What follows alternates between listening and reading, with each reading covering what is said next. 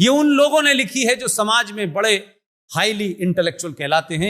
आप चाहें तो उन किताबों के कुछ नाम नोट कर सकते हैं जो आपको पढ़ने में काम आएगी, रेफरेंस में काम आएगी, और आप जब बोलेंगे तो आप लोगों को बता पाएंगे कि यह किताब किसने लिखी थी, इस आदमी का इतिहास क्या है। इस आदमी ने तो इस डेट में इसका मंत्री रहा, इस डेट में इंटेलेक्चुअल रहा, इस डेट में यह बड़ा पत्रकार रहा, इसका बीजेपी, आरएसएस और विश्व हिंदू परिषद से कोई संबंध नहीं है। ऐसी ही कुछ किताबों का मैं जिक्र करना चाहता हूं। उस किताब का नाम है इंडिया विंस फ्रीडम। यह किताब हिंदुस्तान के सबसे झूठे आदमी, भारत का पहला शिक्षा मंत्री मौलाना आजाद ने लिखी है। और जब मैं ये बात कहता हूं तो इसमें सच्चाई के साथ कहता हूं। इंडिया विंस फ्रीडम में जो सच्चाई मौलाना आजाद लिखना चाहते थे, जो किताब प्रिंट होने गई, ओरिएंटल पब्लिकेशन ने वो किताब छापी, उसमें वो 30 पन्ने जो नहीं जोड़े, जो सच बात कहना चाहते थे। और ये अपनी वसीयत में कह के गए कि जब मेरी मौत हो जाए उसके 30 साल के बाद इन पन्नों को उसमें जोड़ देना जो मैं कहना चाहता हूं। तो जो शिक्षा मंत्री अपने जीते जी जिसमें सच बोलने की हिम्मत नहीं थी, उसने भारत की शिक्षा नीति कैसी बनाई होगी, उसका परिणाम आप भुगत रहे हैं। ये इंडिया विंस फ्रीडम किताब का जब मौलाना आजाद के वो 30 पन्ने जोड़कर जब दोबारा सुप्रीम कोर्ट में केस चला तो 1998 में ओरिएंटल स्वान पब्लिकेशन ने वो किताब छापी है। नाम वही है, सिर्फ 30 पन्ने जोड़ दिए गए हैं। और उसमें लिखा है कि Jinnah was right, Nehru was wrong, it was Nehru who wanted to divide country, not Jinnah. ये वो कहने की हिम्मत जीते जीत नहीं जुटा के, इसलिए मैं कहता हूं वो झूठा आदमी था। और उसने बचाव किया नेहरू का, उसने बचाव किया गांधी का, क्योंकि उस वक्त उनके नाम का भी एक कलाकारी है। जब वो पैदा हुए थे, मक्का में पैदा हुए थे, उनके खानदान के लोग हेरात से उस वक्त आए थे जब बाबर का दौर था। मक्का में पैदा होने वाले जिस मौलाना आजाद को आप मौलाना आजाद जानते हैं, इनके भी नाम में बड़े करिश्मे हैं। जब पैदा हुए तो उनका नाम था फिरोज बख्त, जब जवान हुए तो उनका नाम था मोइनुद्दीन, जब बुढ़ापे में जरूरत पड़ी तो कहा मौलाना आजाद, सिर्फ कहा अबुल कलाम आजाद। लेकिन भारत की राजनीति के अंदर एक खास किस्म की टोपी और खास किस्म की पदवी नहीं लगती तो आप मुसलमानों के लीडर नहीं बनते। और फिर कब किस वक्त उनके नाम के आगे मौलाना जुड़ गया पता नहीं चला। ऐसे ही जैसे भारत के विजनरी प्रधानमंत्री कब पंडित हुए पता नहीं, हमें पता ही नहीं चला किस दिन उनके वो पंडित हो गए। बार बार कहा जाता है पंडित जवाहरलाल नेहरू। ऐसे ही एक शख्स थे, हमने आरटीआई डाली, हमने पूछा ये कब महात्मा हुए, उन्होंने कहा हमें नहीं पता कब हुए, लेकिन ये भी महात्मा चल रहे हैं। मौलाना आजाद की उस किताब को पढ़ेंगे तो आपको इतिहास में ये ज्ञान होगा कि क्या क्या झूठ बोला गया, किस तरीके का झूठ बोला गया। इस किताब को आप ले सकते हैं। ऐसे ही एक किताब है at home in India, a reinstatement of Indian Muslim, written by Salman Khurshid. यह किताब 1994 में सिखों का जब एक तरफा कत्लेआम दिल्ली में हो रहा था, उसके 6 महीने बाद यह किताब लिखी गई।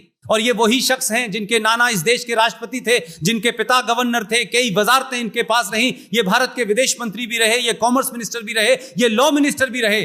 लेकिन 1984 में सिखों के एक तरफा कत्लेआम के बाद इन साहब ने किताब लिखी, बाद में मंत्री भी बनाए गए। इस किताब का कभी किसी कांग्रेसी ने जिक्र नहीं किया। अपनी इसी किताब के एक पेज नंबर पर लिखते हैं 144 पे कि जिस वक्त सिख और हिंदू आपस में लड़ रहे थे और सिखों का कत्ल अगर हिंदू कर रहे थे, उस वक्त इस देश का मुसलमान बहुत संतुष्ट था, बहुत खुश था, इसलिए कि ये वो दोनों लोग हैं जिन्होंने 1947 के विभाजन के समय मुसलमानों का कत्ल किया था, लिहाजा मैं बहुत खुश हूं। ऐसे लोग भी इस देश में लॉ मिनिस्टर बन जाते हैं। उस आदमी का नाम है सलमान खुर्शीद, जो सुप्रीम कोर्ट में है और कांग्रेस पार्टी के बड़े लीडर हैं। इस किताब को पढ़ने से पता चलेगा कि क्या सोच है, लेकिन उनकी इस किताब का जिक्र कभी किसी कांग्रेसी ने नहीं किया। लेकिन ये कोई और लिख देता तो देश में बवाल हो जाता। ऐसे ही एक किताब है, अभी जीडी बख्शी साहब को आप लोग सुनते हैं टेलीविजन पे। जीडी बख्शी साहब ने एक बड़ी अच्छी किताब लिखी है, सारी तथ्यों पे लिखी है। और यह किताब उसके बाद लिखी गई है जो मुहिम पूरे देश में चलाई गई सुभाष चंद्र बोस को लेकर के। उसमें हमारे कई साथी शामिल थे, कश्मीर से लेके कलकत्ता से लेके तमाम सारे साथी शामिल थे। उसमें जीडी बख्शी सर्वे सरवा रखे थे हमने आगे।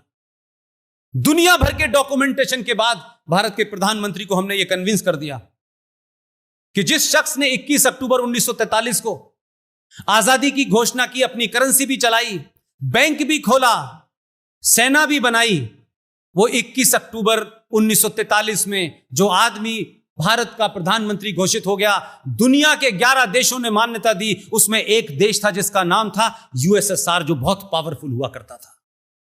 लेकिन 43 से 47 आते आते वो आदमी कहां गायब हो गया, वो किसी को पता नहीं चला।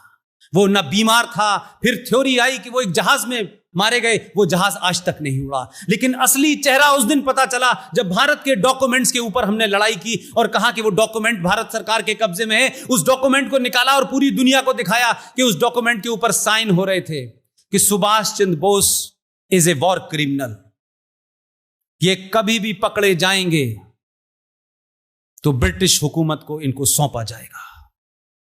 इस पे किसने साइन किए थे? इस डॉक्यूमेंट्स को दिखाने के बाद इस सरकार पे जितनी भी हमारी ताकत थी, हमारे साथियों की ताकत थी, सबने मिलकर कहा वो डॉक्यूमेंट को हटा दिया गया भारत के रिकॉर्ड से। 21 अक्टूबर 1943 को जो उनकी ख्वाहिश थी कि भारत का तिरंगा जो है लाल किले पे फहराया जाए, कमांडर शौकत मलिक को उन्होंने इस काम के लिए मोयान से भेजा था कि आपको जाना है और झंडा फहराना है। लेकिन कैप्टन कमांडर शौकत उस रास्ते में कहां गुम हो गए, देश को नहीं बताया गया। लेकिन मैं इस बात से खुश हूं कि आप जब तथ्यों के आधार पर बात करेंगे, कितना भी उसमें समय लग सकता है, फैक्ट के साथ बात करेंगे तो हो सकता है कुछ आपको बात करने का मौका न दें। लेकिन मुझे 70 साल के बाद एक ऐसा शख्स मिला कि उसने मौका तो दिया हमें अपनी बात कहने का, और हमने बात की, कन्विंस कर दिया। भारत का प्रधानमंत्री अक्टूबर 2000 को, 21 अक्टूबर 2018 में भारत का प्रधानमंत्री दोबारा से लाल किले गया और तिरंगा फहराया उसने। और उसी लाल किले के अंदर दुनिया का सबसे बेहतरीन, हमारे सीनियर दोस्त हैं, अभी हाल में रिटायर हुए हैं, हिस्ट्री के बहुत बड़े इतिहासकार हैं, बेहतरीन आदमी हैं, अक्सर टेलीविजन की डिबेट पे भी आते हैं, प्रोफेसर कपिल कुमार की देखरेख के अंदर लाल किले के अंदर जो सुभाष बाबू का म्यूजियम बना है, वो दुनिया में ऐसा म्यूजियम नहीं देखा होगा आपने। वो भी कहा कि उसको भी 4 महीने के अंदर पूरा कर दिया जाए। मेरा दावा है कि जो तथ्य, जो डॉक्यूमेंट पूरी दुनिया से इकट्ठे करके वहां रखे गए हैं, आप इधर से जाएंगे और उधर से निकलेंगे तो आप नो आंसू रोएंगे। उन साहब ने उसके बाद एक किताब लिखी है, उस किताब का नाम है बोस और Gandhi, who got India her freedom, written by major general GD Bakshi. यह किताब हिंदी में भी है और मराठी में भी है। इस किताब को पढ़ने के बाद आपको लगेगा कि आपको कौन से डॉक्यूमेंट भी छुपा दिए गए, यानी आपने झूठ बोला, आपने डॉक्यूमेंट को भी छुपा दिया। ऐसे ही एक किताब है, उस किताब का नाम है, राम मनोहर लोहिया कभी भी आरएसएस में नहीं रहे, उनकी किताब है, महंगी किताब है, guilty man of India's partition by Ram Manohar Lohia. यह किताब पढ़ेंगे तो उन्होंने पूरा जो आपके मौलाना आजाद का फ्रॉड है, नेहरू का फ्रॉड है, कौन कौन जिम्मेदार था, सबको एक्सपोज किया है। राम मनोहर लोहिया का संघ से कोई लेना देना नहीं था। मैं इसलिए वो किताबें आपके सामने कोट करना चाहता हूं जिससे कोई ये ना कहे कि साहब ये तो एक तरफा किताबें लिखी हुई हैं, आप इनको पढ़ा करके लोगों को बेवकूफ बना रहे हैं, और लिहाजा इससे ऐसा लगता है कि हमने कोई खास किस्म के लोगों को किताबें प्रमोट की हैं। ऐसे ही एक दूसरी किताब है, Muslim League attack on Sikhs and Hindus in Punjab. इस किताब का जिक्र नहीं है। जब दिल्ली के अंदर भारत की आजादी का झंडा फहराया जा रहा था और बड़े जोर जोर से नारे लग रहे थे, और भारत के विजनरी प्रधानमंत्री अंग्रेजी में धारा प्रभा भाषण दे रहे थे, जिसे भारत का हर गरीब आदमी यह सोच के बड़ा खुश था कि हमारा आदमी अंग्रेजी में भाषण दे रहा है। उसी वक्त, उस समय बंगाल में और पंजाब के अंदर, पूरे पंजाब में 50,000 औरतों का रेप हुआ था। औरतें अपना सर झुकाने के लिए भागी भागी घूम रही थी।